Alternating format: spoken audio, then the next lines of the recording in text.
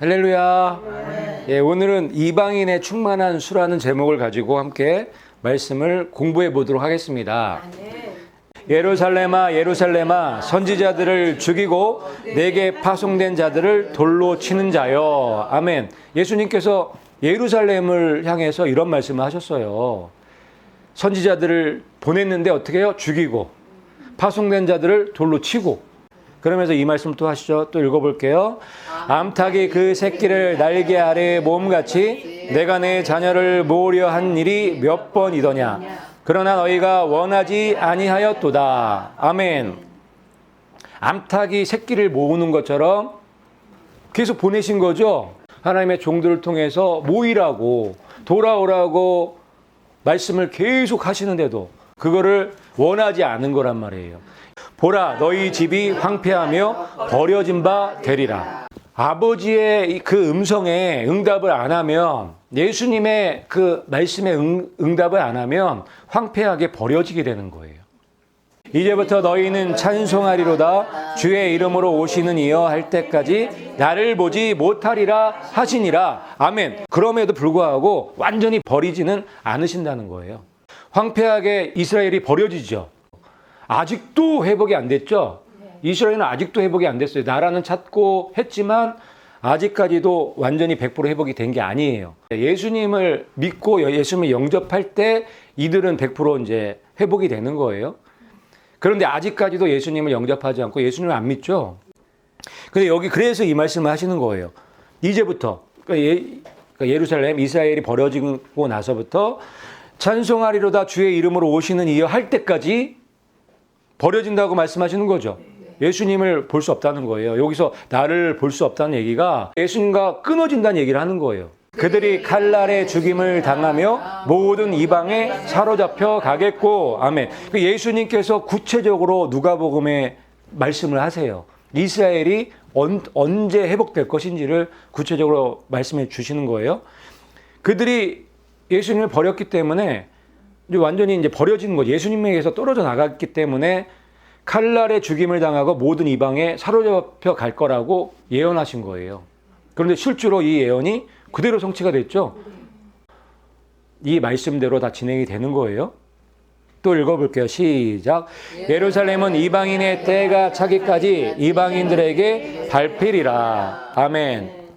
예루살렘은 이방인의 때가 찰 때까지 밟힐 수밖에 없게끔 디자인을 해놓은 거예요.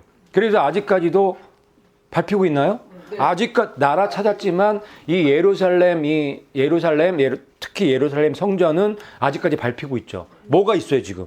뭐가 올라가 있어요? 저게 올라가 있죠. 저거 황금사원. 저게 올라가 있는 그 자체가 밟히고 있는 거예요. 저게 없어지고 저 위에 뭐가 서야 돼요? 제3성전이 세워져야 이스라엘은 회복되는 거예요. 그런데 그 일이 지금 일어나게 생겼죠? 지금 일어나게 생겼어요. 그런데 아직까지는 저렇게 저게 있어요. 제3성전 세워지면 끝이에요. 이제 7년 안으로 들어가는 거예요. 그러면 이방인의 숫자가 다 찬 거예요. 다 찬 거란 말이에요. 왜? 이방인의 숫자가 다 차면 뭐가 회복이 돼요? 이스라엘 회복되잖아요. 저 짓밟히는 게 끝나지는 거잖아요. 그러면 이스라엘이 회복되는 거고 이방인의 숫자가 찬 거란 말이에요. 그러면 이방인의 숫자 찬 사람들은 어떻게 돼야 돼요? 휴거되는 거예요. 데리고 가시는 거예요. 지금 얼마나 이게 가까이 왔는지 몰라요. 이스라엘이 지금 나라도 없이 그렇게 철저하게 짓밟히다가 거의 1878년 만에 지금 나라 찾았잖아요. 나라 찾고 지금 예루살렘으로 지금 미국이 대사관으로 옮기고 있고 지금 그런 일들이 지금 우리가 사는데 지금 일어나고 있는 거예요. 지금 이스라엘이 지금 마지막 한 세대가 끝자락에 있어요. 끝자락에. 그런 역사적인 그 장면들을 우리가 지켜보면서 가는 사람들이에요. 이런 것들을 보면서 우리가 왕으로 오시는 예수님을 볼 수 있어야 되는 거예요. 이거를 잘 이해하면서 공부하면서 이거를 하나하나씩 알아갈 때 뭐가 생겨요? 소망이 생기고 확신이 생기고 내가 무엇을 위해 살아야 될지를 알게 되는 거예요. 그래서 요거 있잖아요. 요거 황금돈 사원이 없어지면 이제는 시작된다고 보시면 돼요. 형제들아 너희가 스스로 지혜 있다 하면서 이 신비를 너희가 모르기를 내가 원하지 아니하노니. 아멘. 이게 신비예요. 이방인의 숫자가 찰 때까지 이스라엘이 버려진다는 게 신비예요. 비밀이란 말이에요. 사도 바울이 이 비밀을 지금 얘기해 주고 있는 거예요. 너네들이 이 비밀을 몰라서 되겠니? 이거 반드시 알아야 되는 비밀이다. 너무너무 중요한 비밀이죠.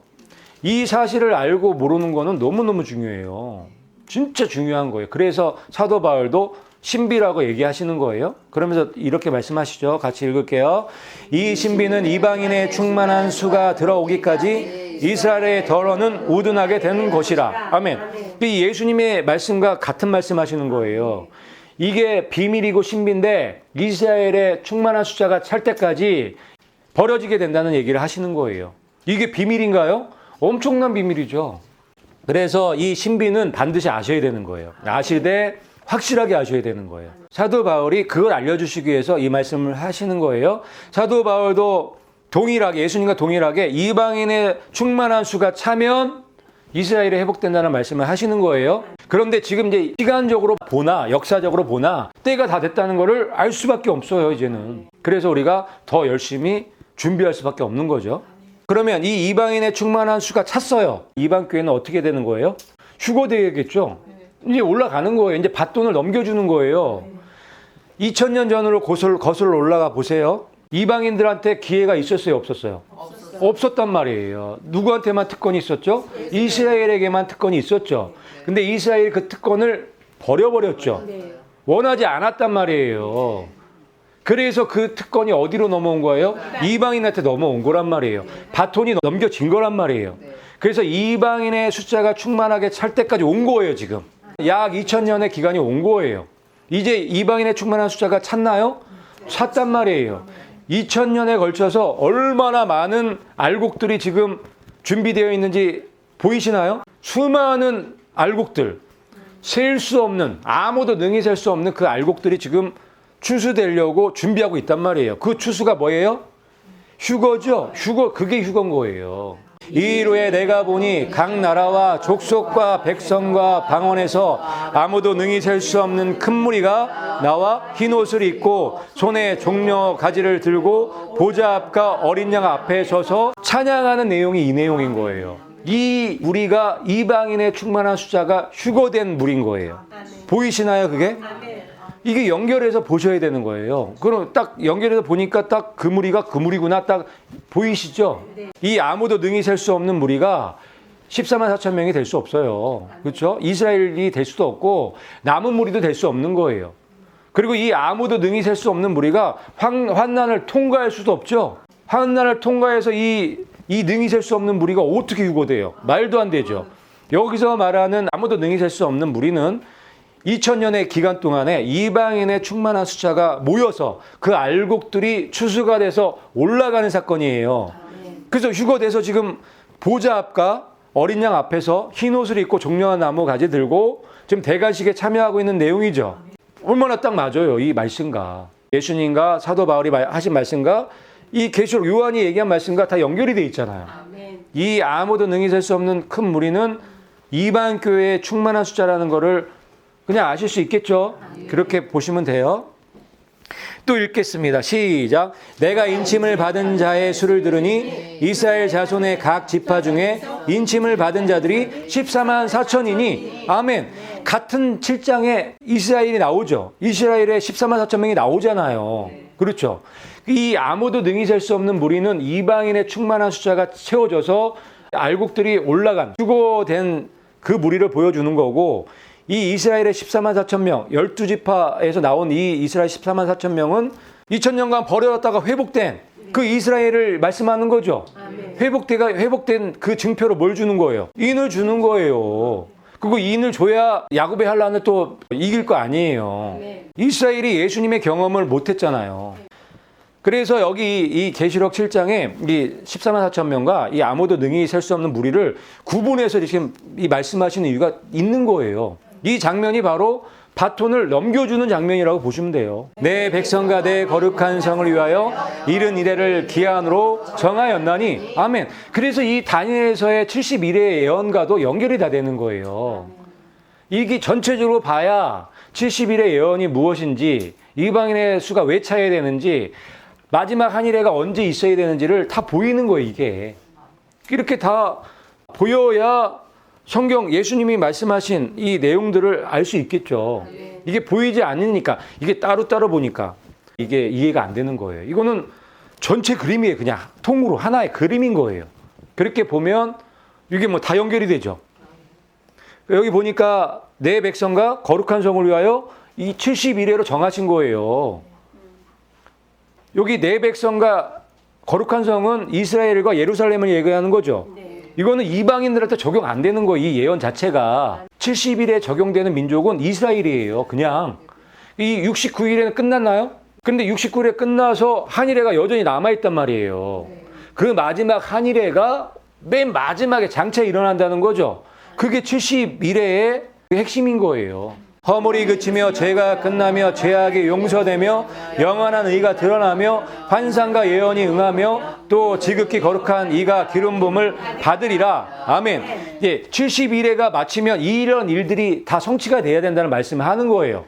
여기서 부분적으로 성취된 것도 있겠죠. 그런데 성취 안 된 게 훨씬 많죠.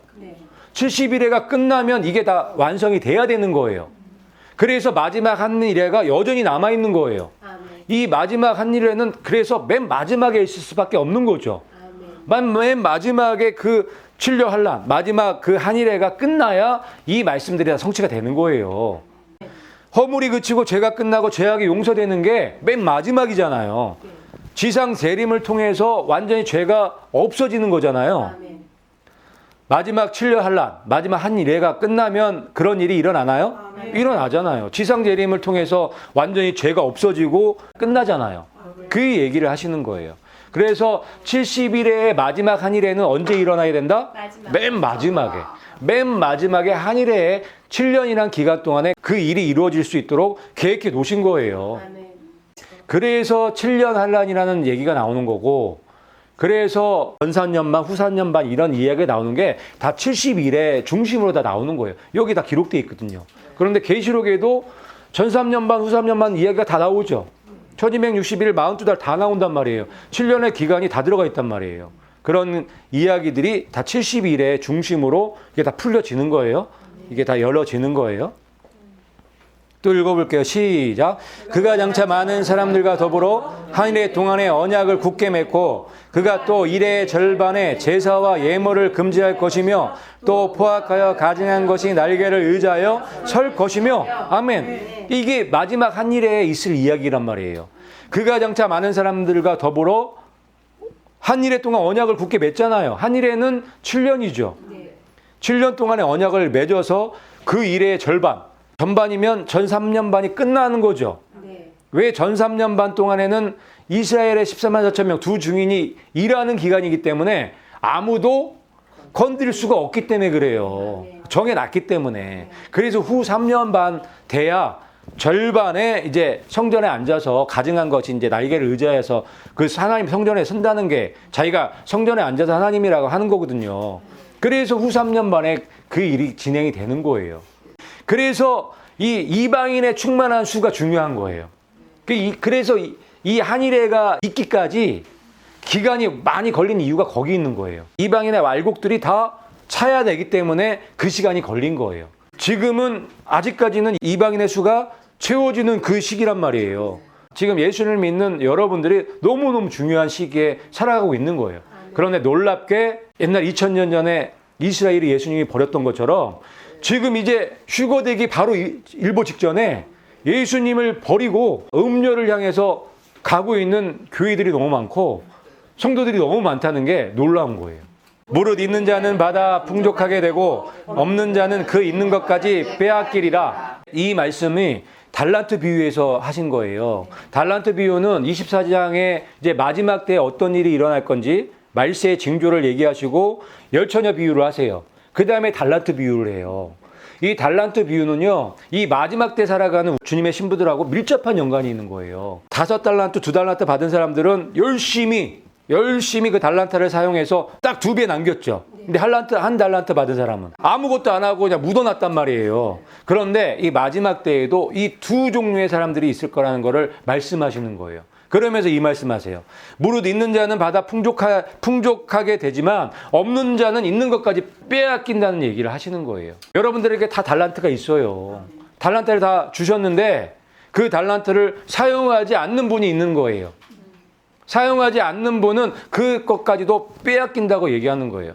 천국은 침노하는 자의 것이다. 천국은 빼앗는 자의 것이다. 이 말씀은 무슨 말씀이냐면 곧 최선을 다하라는 거예요.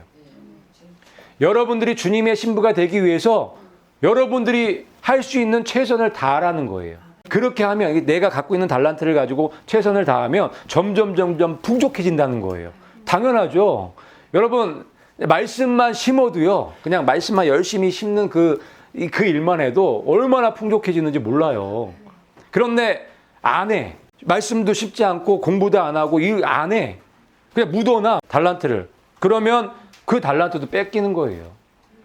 그래서 이 말씀을 이 마지막 때의 사람들한테 특별하게 해주시는 이유는 지금이 달란트를 가지고 최선을 다할 때라는 걸 알려주시기 위해서. 구하는 자가 얻는 거고 찾는 자가 찾게 되는 거예요. 아주 정말 중요한 시대에 살아가는 여러분들이 이 말씀들을 통해서 나한테 주신 달란트를 2배로 남기겠다는 결단을 하시고 남겨지지 않고 주님의 신보로 휴거 되시는 여러분들이 되시기를 예수님의 이름으로 축복합니다. 아멘.